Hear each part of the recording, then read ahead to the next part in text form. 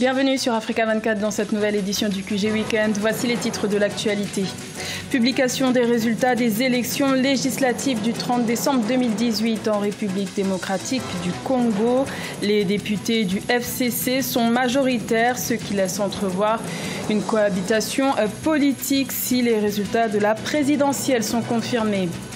La désignation de Miss Algérie 2019 crée la polémique. La nouvelle reine de beauté algérienne, originaire du sud du pays, est victime de propos racistes sur les réseaux sociaux depuis son élection le 5 janvier 2019. Et visite de travail au Bénin le 10 janvier du président de la Fédération internationale de football association, Gianni Infantino. La FIFA s'est engagée à accompagner le Bénin dans le domaine du sport par un protocole d'accord.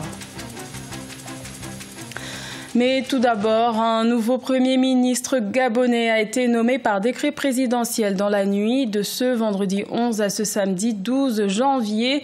Julien Kogé Bekale remplace Emmanuel Isosé Ndonde qui devient médiateur de la République.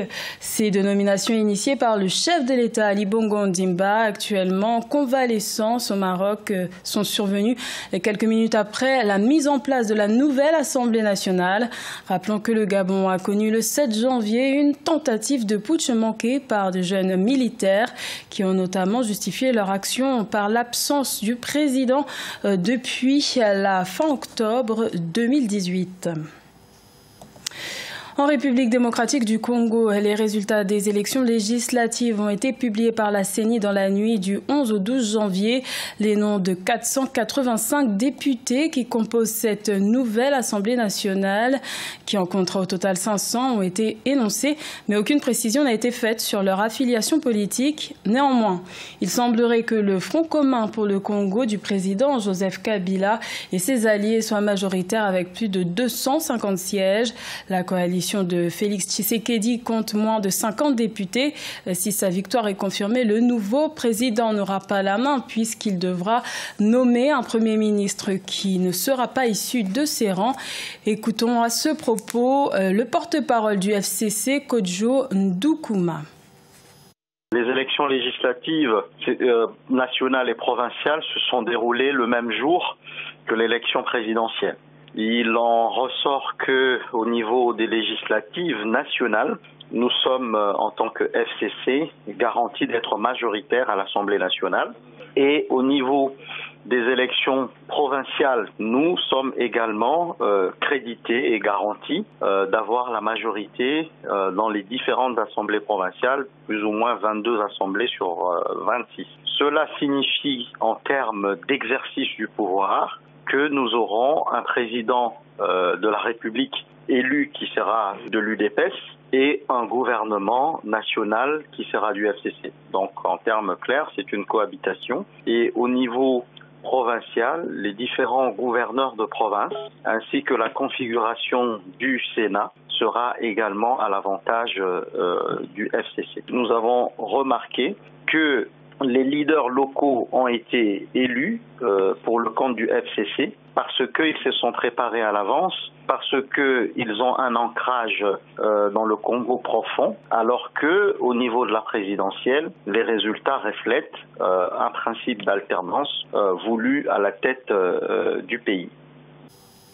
L'Union économique et monétaire ouest-africaine a célébré le 10 janvier ses 25 ans d'existence. Les délégations des 8 pays membres de l'organisation ont pris part aux festivités à Ouagadougou, au Burkina Faso. L'événement a été axé sous le thème des 25 ans de progrès vers l'intégration régionale. Reportage de notre correspondant Jean-Paul Ouedraogo. 25 ans après la naissance, en 1994, de l'Union économique et monétaire ouest-africaine, les 8 États membres qui composent l'organisation interafricaine nourrissent encore plus l'ambition de faire de l'Afrique un continent économiquement dynamique et viable. Grâce à cette union, ou à cause de cette union, nous avons une monnaie commune, le franc CFA, qui est une monnaie compétitive. Et il ne suffit de voir le taux d'inflation dans nos pays et les souffrances que vivent d'autres pays voisins qui ne sont pas dans l'UEMOA et qui ont des taux d'inflation de 10 à 15% par an. Donc, c'est dire que cette union apporte beaucoup à nos populations. Avec un taux de croissance de 6,6% en 2017 contre 6,4% en 2016, le continent se satisfait d'avoir consolidé sa trajectoire de croissance depuis 2012. Le représentant du président du Conseil des ministres statutaires de l'UEMOA, Abdoulaye Biotchane, tout en saluant les acquis, a appelé les États membres à prendre la pleine mesure des enjeux du moment. Le défi ici est donc de mettre en œuvre tous les instruments à notre disposition au sein de l'Union pour faire en sorte que la croissance puisse être accélérée et délivrer une richesse plus importante et surtout des emplois pour les plus jeunes parmi nos compatriotes. Malgré les avancées, de nombreux secteurs d'investissement restent encore prioritaires. Ce sont notamment la santé, les infrastructures, la formation, l'agriculture et la sécurité, entre autres. Au Rwanda, les investissements ont atteint un niveau record en 2018, se chiffrant à 2 milliards de dollars, ce qui représente une augmentation annuelle de 20%. Cette bonne performance a notamment été portée par le secteur privé. Reportage de notre correspondant Fraternda Keisenga.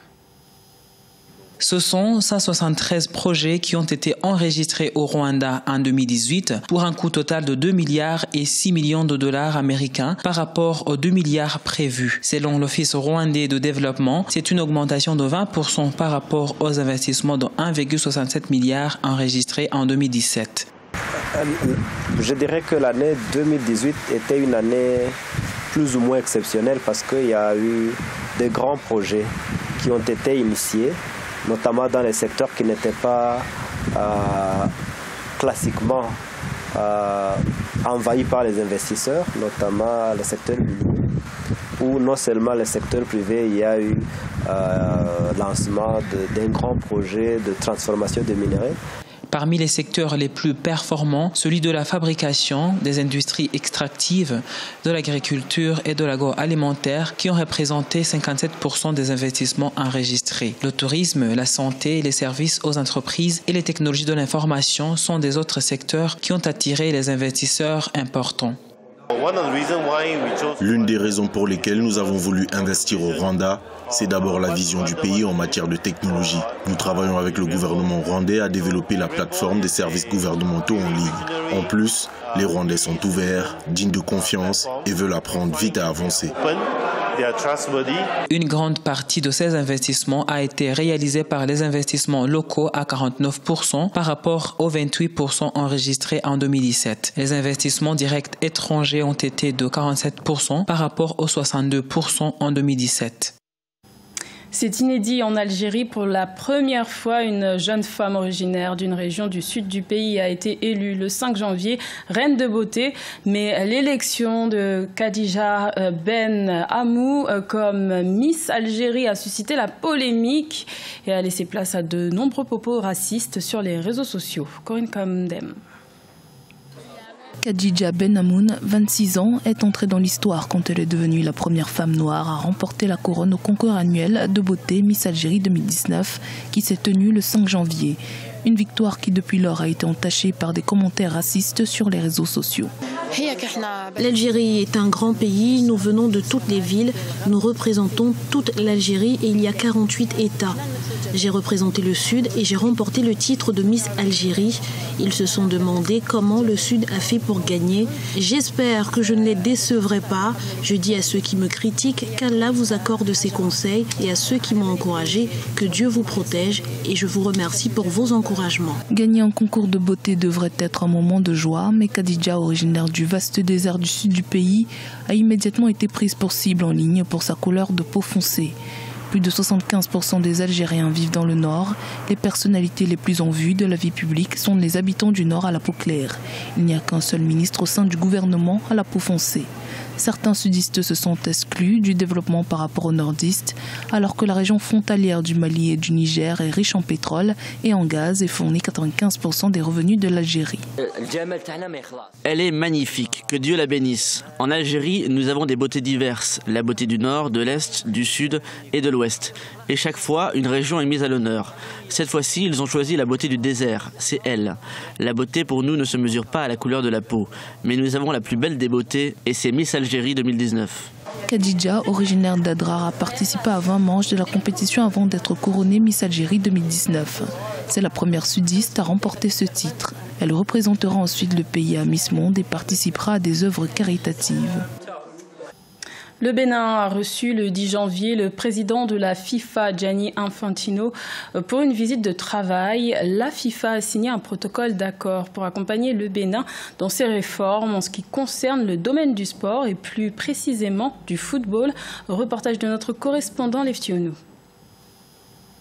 Le Bénin et la Fédération internationale de football, association FIFA, ont signé jeudi 10 janvier 2019 un mémorandum d'entente pour le rayonnement de la discipline dans le pays. Cet accord concerne le développement des classes sportives initiées par le gouvernement. L'histoire retient désormais que le Bénin est le premier pays à signer un mémorandum d'entente avec la FIFA pour la promotion du sport à l'école. Je voudrais vous promettre, Monsieur le Président, que ce mémorandum que vous avez signé, cette visite que vous avez effectuée, vous en serez fiers dans quelques années. Le président de la FIFA, Gianni Infantino, a été reçu en audience par le chef de l'État béninois, Patrice Talon. S'en sont suivis la visite du centre de formation de Missérété et le siège de la Fédération béninoise de football à Porto-Novo, puis une rencontre avec plusieurs acteurs du football. L'occasion pour le patron du football de faire l'état des lieux de la discipline au Bénin. Les projets qui m'ont été présentés sur la construction des 22 stades et des autres infrastructures, et ce n'est qu'un début, c'est des projets d'investissement qui sont importants pour le pays. Nous on est là, la FIFA est là, on va vous accompagner et on va voir d'autres victoires certainement du football béninois sur le terrain et en dehors du terrain. La Fédération béninoise de football a annoncé que le Bénin bénéficiera prochainement de la création de 4 centres de formation, dont l'un consacré au football féminin. Ce journal a été réalisé par l'ensemble de la rédaction. Merci de votre fidélité. L'information continue sur Africa 24.